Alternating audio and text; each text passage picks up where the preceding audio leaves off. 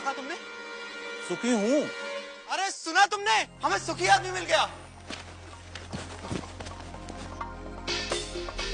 क्या तुम सुखी हो? एक ही बात कितनी बार कहूँ? हाँ मैं सुखी हूँ। लेकिन तुम्हारी कमीज कहाँ है? कमीज? क्या तुमने राजा की घोषणा नहीं सुनी?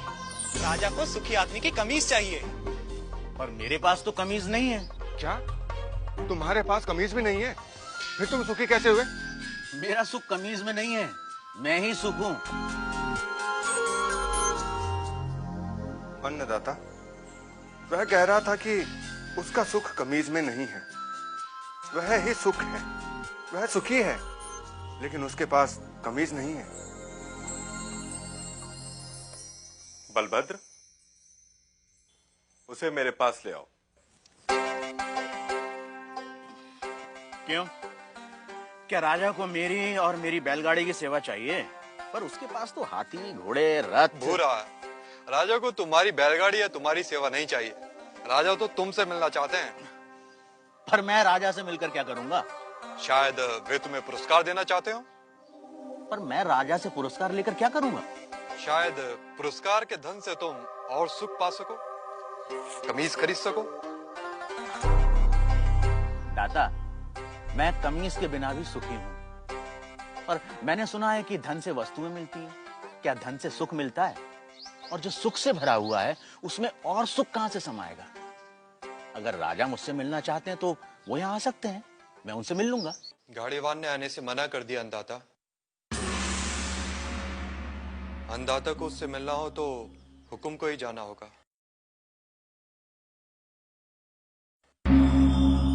और गाड़ीवान से मिलने राजा अपने मंत्री हजूरियों दासों के साथ गाड़ीवान भूरा के गांव पहुंचा।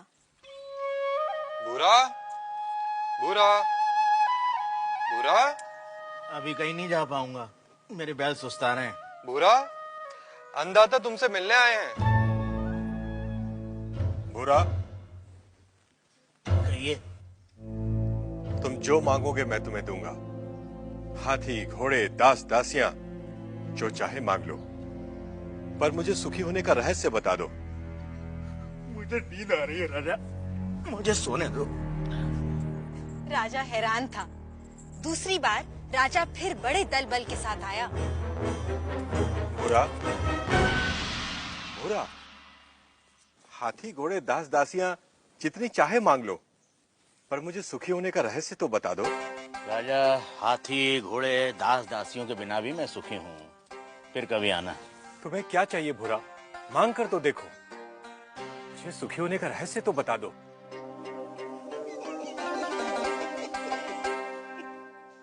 जो स्वयं सुख की खान है उसे लालच देने का काम मूर्ख ही कर सकता है।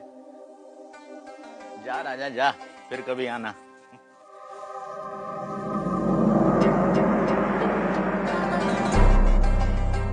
और राजा चला गया।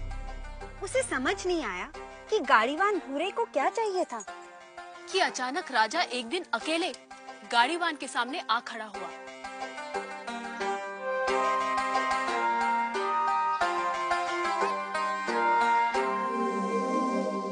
हुकुम। तू फिर आ गया? जब तक आप सुखी होने का रहस्य न बता देंगे मैं तंग करता रहूंगा। मेरी पीठ खुजा सकेगा? हाँ मालिक। ला, खुजा। रहने दे, रहने दे। ठीक से बैठ जा, बैठ ठीक से। पहले ही अपने दिखावे का बोझ छोड़कर आता तो मेरी पीठ खुजलाने से बच जाता। पूछ, क्या जानना चाहता है? यह कैसा रहस्य है कि जिसके पास सैकड़ों कमीजें हैं वह सुखी नहीं है, और जिसके पास कोई कमीज नहीं वह सुखी है? राजे, सुख का कारण कमीज नहीं, आत्मा है। जो यह जान लेता है कि सुख का कारण भीतर है, उसे सुखी होने के लिए बाहरी वस्तुओं की जरूरत नहीं पड़ती। पर मन तो हमेशा सुख के लिए बाहरी वस्तुओं के पीछे भागता रहता है।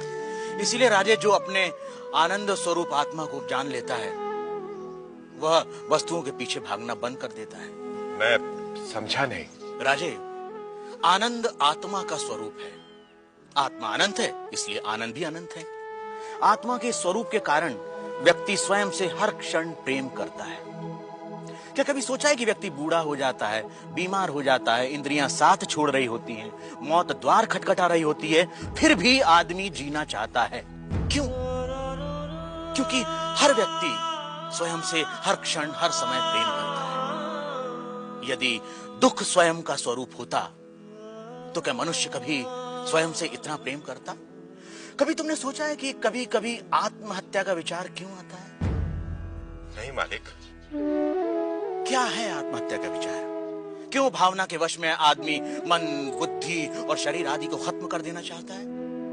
क्योंकि आत्महत्या का विचार भी आत्म प्रेम को ही व्यक्त करता है। जब व्यक्ति दुख और दुख देने वाली स्थितियों से छुटकारा नहीं देखता, तब वह अज्ञानता में आत्महत्या को ही दुखों से छुटकारा पाने का रास्ता समझता है। इतना है मनुष्य का स्वयं के प्रति प्रेम कि वह अपने अस्तित्व को भी समाप्त कर देना चाहता है। सुख भीतर है तो मनुष्य बाहर संसार के पीछे भागता क्यों है? क्योंकि वह स्वयं से प्रेम करता है। मनुष्य जिसकी भी अभिलाषा करता है, चाहे वह धन हो या वैभव, पत्नी, पति या पुत्र हो, वे सिर्फ उपकरण हैं जिनकी अभिलाषा मनुष्य स्वयं के सुख के लिए करता है। मनुष्य अपनी प्रियतम वस्तु या संबंधी को भी छोड़ देता है यदि वह वस्तु या वे संबंध दुख का कारण हो जाए। इसलिए मनुष्य सबसे अधिक स्वयं से प्रेम करता है। कोई भी व्यक्ति, चाहे वह संसार को पाने या संसार को छोड़ने की राह पर ही क्यों न चल रहा हो, वह स्वयं के लिए ही है। स्वयं के लिए इतना प्रेम कि या तो सारा संसार या संसार नहीं। स्वयं के प्रति इतना प्रेम ही आत्मा के सुख स्वरूप का प्रमाण है। यदि ऐसा नहीं होता तो मनुष्य दुखों से प्रेम करता। चूंकि अज्ञानतावश हम अपने आनंद स्वरूप को नहीं जानते, इसलिए इस आशा में संसार और वस्तुओं के पीछे भागते रहते हैं कि वह हमें छोटे छोटे सुख देगी। यह ठीक वैसा ही है कि जो सुखों का स्वामी है, राजा है, वह खुद को भिखारी समझ दूसरों से इसकी उम्मीद करता है। यही है अज्ञान की शक्ति। इसलिए राजे, संबंधों का और वस्तुओं का सुख स्थायी नहीं होता, परंतु आत्मा का आनंद असीम होता है। वो कैसे स्थायी है? राजे, जब भी हम किसी प्रिय व्यक्ति या प्रिय वस्तु को देखते हैं तो उससे आनंद होता है। इस आनंद को शास्त्र प्रिय कहते हैं। और जब हम उस वस्तु को पा लेते हैं या उस व्यक्ति से मिल लेते हैं, तब वह आनंद कई गुना बढ़ जाता है। उसे मोद कहते हैं। और जब हम उस वस्तु का उपभोग करते हैं, तब उससे प्राप्त होने वाले आनंद को प्रमोद कहते हैं। परंतु जैसे ही हम उस व्यक्ति या उस वस्तु से अलग हो जाते हैं, वह आनंद भी समाप्त हो जाता है। इसलिए राजे, वस्तुओं का आनंद, व्यक्तियों का आनंद स्थायी नहीं होता, परंतु आत्मा का आनंद स्थायी और अनंत होता है। बुरा व राजा में आनंद पर लंबी चर्चा हुई, जिसे वेदांत में आनंद मीमांसा कहते हैं। सात्विक आनंद, राजसिक आनंद, तामसिक आनंद से लेकर अलग अलग प्राणियों और अवस्थाओं में आनंद की अनुभूति और उसके कारणों की बुरा ने मीमांसा की। पर अंत में राजा ने वह प्रश्न किया जो इस समय हम सबके मन में है। आर्य, यदि मैं ही आत्मा और आत्मा का आनंद स्थान, समय, जन्म, शरीर, मन, बुद्धि और बाहर की किसी भी वस्तु से स्वतंत्र होता है, तो मैं अनंत, असीमित और पूर्ण आनंद का अनुभव क्यों नहीं कर पाता? राजे, यदि तुम अपनी आंखें बंद करोगे तो अंधेरा ही दिखाई देगा। जब तक तुम शरीर, मन, बुद्धि, संसार, वस्तुएं, रस, भाव और विचारों की ओर ही देखोगे, तब तक तुम उस अनंत, असीमित और पूर्ण का अनुभव नहीं कर सकोगे। इसमें गलती आत्मा की नहीं, हमारे दृष्टिकोण की है। इसलिए राजे, यदि सुख चाहते हो तो बाहर नहीं, भीतर देखो। तो सूत्रधार, क्या इसका ये अर्थ हुआ कि सुख की कामना ही आत्मा के आनंद स्वरूप का कारण है? तुमने ठीक समझा नटी। इसीलिए पूरा जीवन हम सुख की तलाश में रहते हैं। आप जो होते हैं, पूरा जीवन उसी की ही खोज करते हैं। हम आनंद हैं, इसीलिए हम अनंत सुख की अभिलाषा रखते हैं। इस सत्य को ना जानना ही दुख का कारण है।